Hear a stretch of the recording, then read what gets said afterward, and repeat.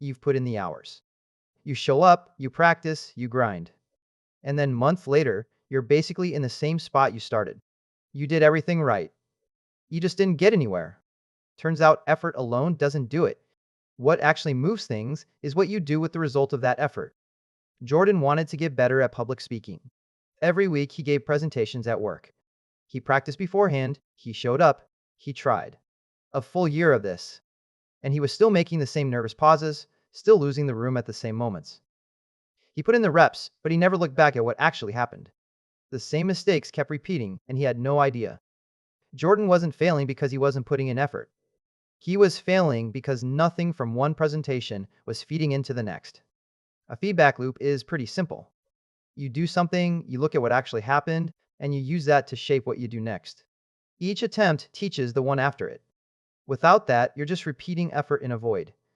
With it, every rep compounds.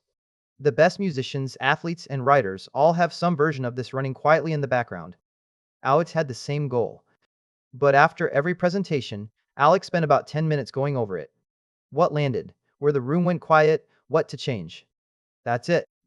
6 months later, Alex was leading the company's biggest pitches.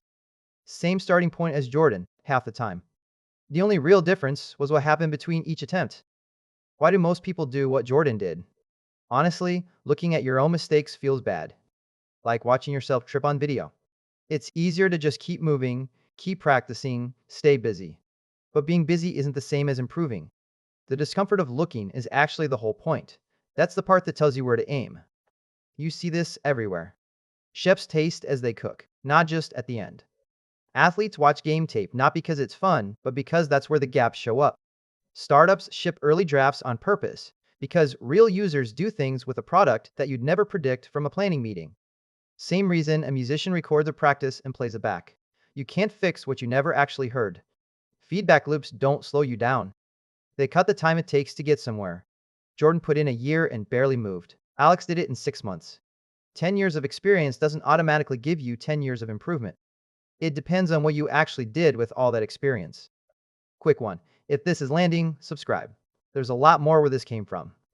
So practically, this comes down to 3 questions after anything you want to get better at. What worked? What didn't? What's one thing I'd change? 5 minutes after a workout, a presentation, a conversation that went sideways. You're not pulling everything apart. You're just making sure the next attempt knows something the last one didn't. A lot of people put in real effort and stay in the same place for years. Not because they're lazy, but because each attempt isn't talking to the next one. Close the loop, and the effort you're already putting in starts to compound. If this shifted how you think, subscribe.